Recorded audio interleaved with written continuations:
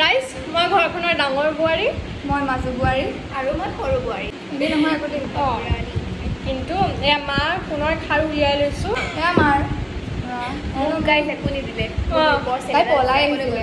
তাই মানে পলাই আহিছিলে, সেইকাৰণে মানে এতিয়ালৈকে দিয়া নাই। যেতিয়া বুঢ়া বিয়া পাতিব তেতিয়া দিম আৰু এতিয়া আমি দুজনে পাইছো। তাই এৰেঞ্জ, মোৰ লাভ মেৰেজ।